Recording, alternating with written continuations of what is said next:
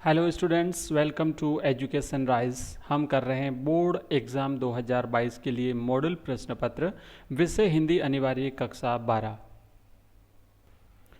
तो पहला प्रश्न है, टीवी में सूचनाओं के कितने चरण होते हैं?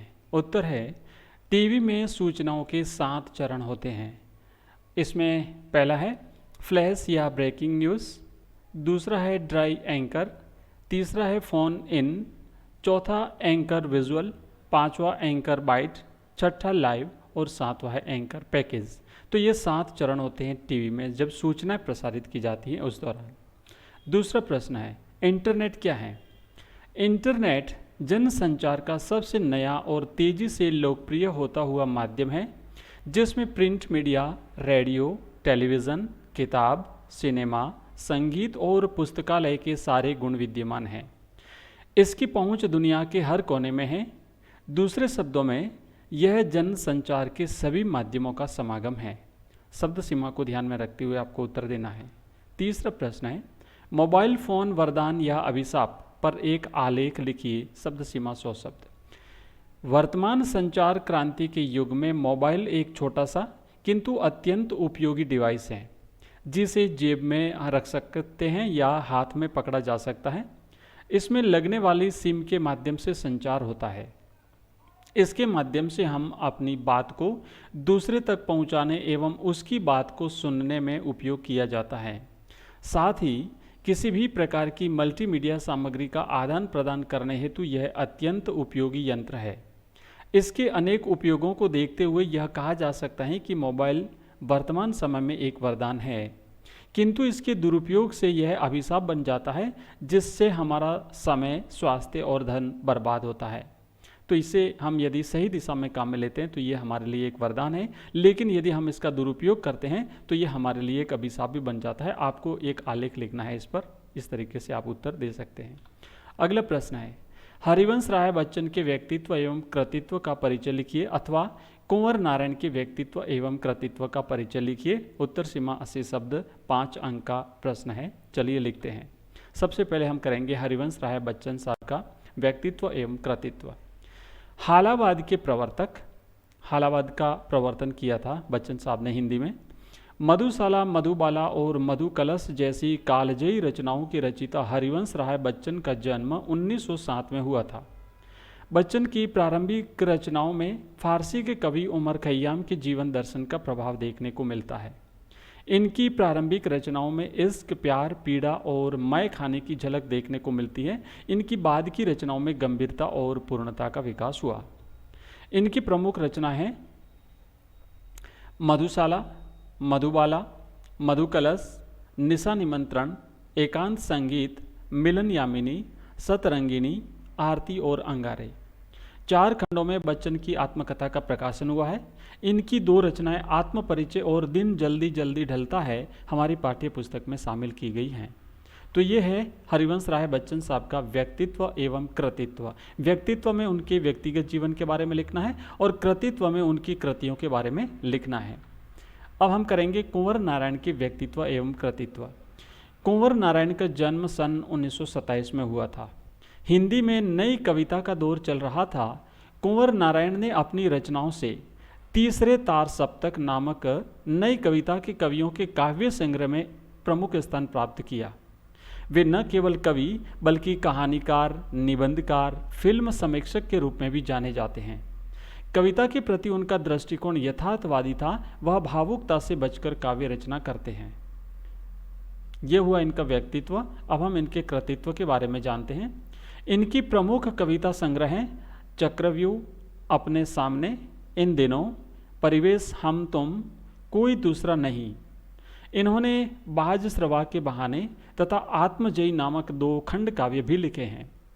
आकारों के आसपास इनका कहानी संग्रह है। आज और आज से पहले इनकी समालोचना है, ये इनका समालोचना संग्रह है।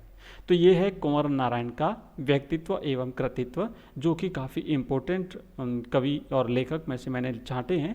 हो सकता है एग्जाम में इनमें से कोई पूछ लिया जाए। अगला प्रश्न करेंगे, सचिव, राजस्थान माध्यमिक शिक्षा बोर्ड अजमेर की ओर से एक अर्धशासकीय पत्र पुलिस महानिदेशक राजस्थान जयपुर को लिखा जाए, जिसमें बोर्ड परीक्षा प्रश्न पत्रों की सुरक्षा का आग्रह हो।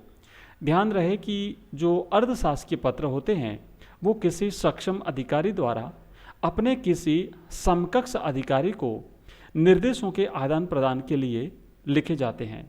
तो यहाँ पर हम सचिव माध्यमिक शिक्षा बोर्ड राजस्थान की ओर से एक पत्र लिखेंगे पुलिस महानिदेशक राजस्थान को। तो जब अर्धशासकीय पत्र लिखा जाता है तो ऊपर तो ध्यान रहे यहाँ पर सरकार का नाम रहेगा, तो हमें लिखना है राजस्थान सरकार। उसके बाद में यहाँ पर लिखने वाले व्यक्ति का पद, उसका नाम और उसका पद रहेगा। तो यहाँ पर हम इसका नाम भी आप लिख सकते हैं अपने हिसाब से, और यदि नाम नहीं लिखना चाहें तो आप लिख सकते हैं अ ब स, मतलब लिखने वाला अधिकारी, और वो उसकी पद, उसका पद क्या है वो यहाँ लिखा जाएगा सचिव, और उसके कार्यालय का नाम यहाँ लिखा जाएगा माध्यमिक शिक्षा बोर्ड राजस्थान अजमेर, है ना। लिखा था कि माध्यमिक शिक्षा बोर्ड राजस्थान अजमेर के सचिव के तौर पर आपको एक पत्र लिखना है पुलिस महानिदेशक को।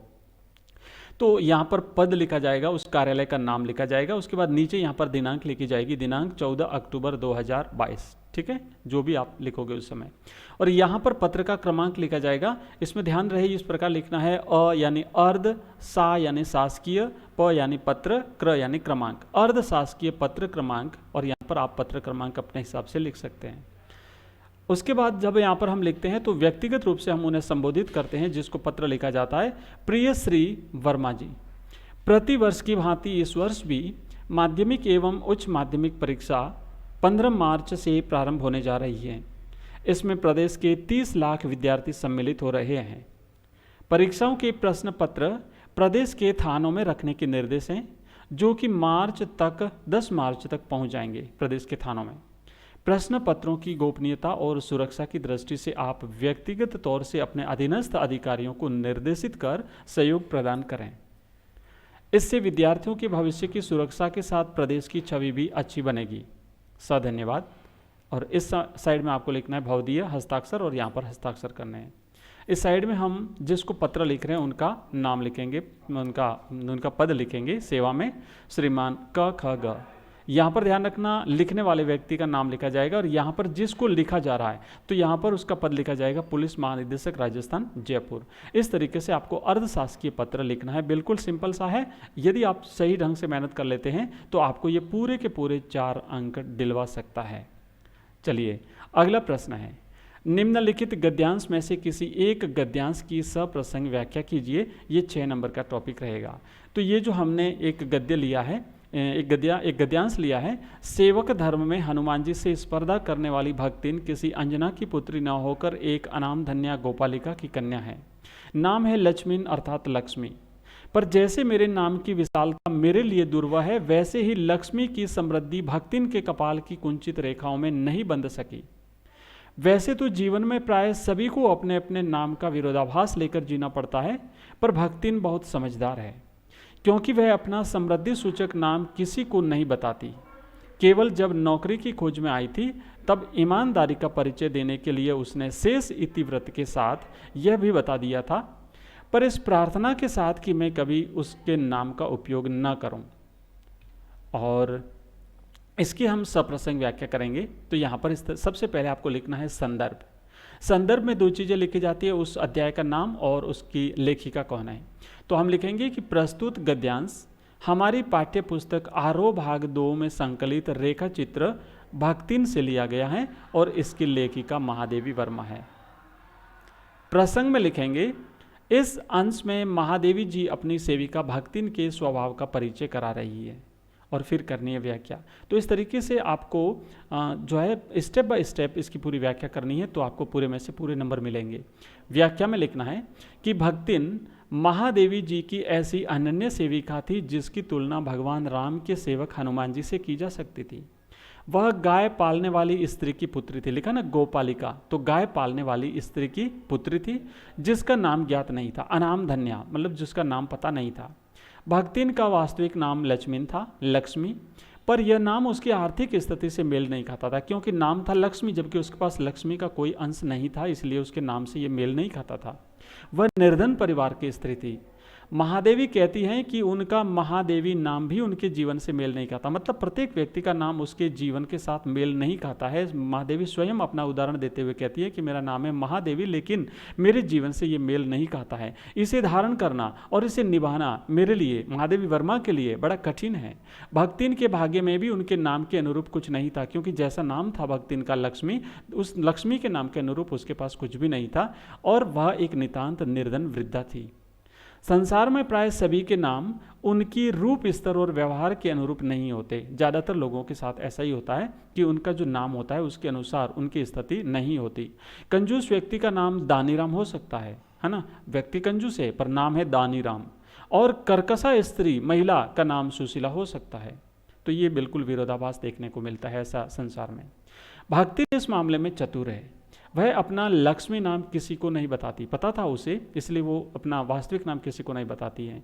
लेकिन जब महादेवी जी के यहाँ नौकरी पाने के लिए आई थी, तब उसने अपने सारे इतिहास के साथ अपना असली नाम भी सच्चाई से बता दिया था। लेकिन एक शर्त, उसने ये कहा था, महादेवी जी से अनुरोध किया था कि वह उसे उसके असली नाम से न पुकारे, उसके वास्तविक नाम से नहीं पुकारे।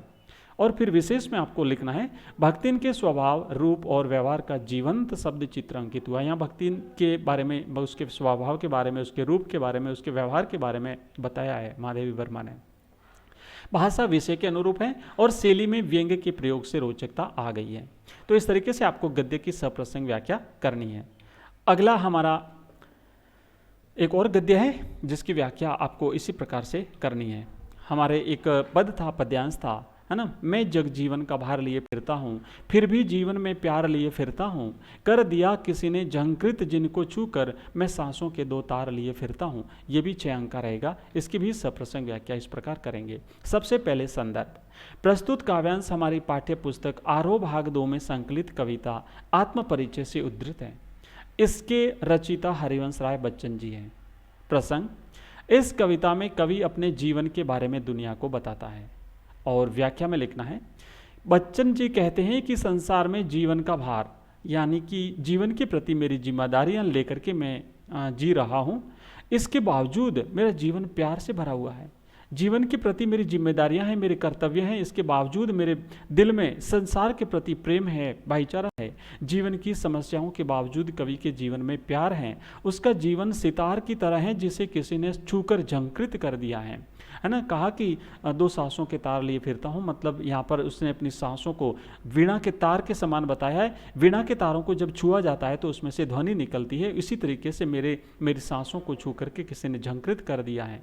फलस्वरूप उनका जीवन संगीत से भर उठा है, मतलब कि जीवन समस्याओं से परिपूर्ण होने के बावजूद भी जब मेरे हृदय में कोई प्रेम जगाता है तो मेरा जीवन संगीत से भर जाता है, प्रेम से भर जाता है। उसका जीवन इन्हीं तार रूपी सांसों के कारण चल रहा है। उसने स्नेह रूपी शराब पी रखी है, अर्थात प्रेम किया है और बांटा है संसार को। उसने कभी संसार की परवाह नहीं की। विशेष में आपको लिखना है कि कवि ने निजी प्रेम को स्वीकार किया है, संसार के स्वार्थी स्वभाव पर टिप्पणी की है। स्नेह सुरा और सांसों के तार में रूपक अलंकार है। जग जीवन स्नेह सुरा में अनुप्रास अलंकार है। और खड़ी बोली का प्रयोग हुआ है, किया करता हूँ लिए फिरता हूँ की आवृत्ति में गीत की मस्ती है। अगला पद है, हो जाए न पथ में रात कहीं, मंजिल भी तो दूर नहीं। यह सोच थका दिन का पंथी भी, जल्दी जल्दी चलता है, दिन जल्दी जल्दी ढलता है। सब प्रसंग व्याख्या करेंगे। सबसे पहले संदर्भ। प्रस्तुत काव्य हमारी पाठ्य पुस्तक आरोह भाग 2 में संकलित कवि हरिवंश राय बच्चन की कविता दिन जल्दी जल्दी ढलता है से अवतरित है। इसमें 2 चीज़ें लिखनी है, कवि का नाम लिखना है, उस पाठ का नाम लिखना है। इसमें फिर हम लिखेंगे कि इस अंश में कवि ने संकेत किया है कि उनका जीवन यात्रा रूपी दिन ढलने वाला है। व्याख्या में लिखना है, कवि कहता है कि दिन रूपी यात्री यद्यपि चलते चलते थक गया है, किंतु वह यह सोचकर जल्दी जल्दी कदम उठा रहा है कि कहीं रास्ते में रात न हो जाए। उसका गंतव्य अब अधिक दूर नहीं है, परंतु उसे ऐसा लग रहा है कि दिन जल्दी ही ढलने वाला है। विशेष, कवि को भय सता रहा है कि रास्ते में ही रात हो जाए और वह मंजिल तक ना पहुंच पाए। और दूसरा लिखना है कि मानवीकरण, रूप का अतिशयोक्ति और पुनरुक्ति प्रकाश अलंकार का प्रयोग हुआ है। और ये था निबंध। इसको हम अलग पूरे चैप्टर में करेंगे क्योंकि ये काफ़ी बड़ा हो जाएगा टॉपिक, तो ये निबंध 5 नंबर का आएगा। ठीक है, धन्यवाद। और इसी तरीके से आपको मॉडल प्रश्न पत्र आगे भी मिलते रहेंगे। आप लगातार हमारे साथ बने रहिए। आपका बहुत बहुत धन्यवाद वीडियो देखने के लिए।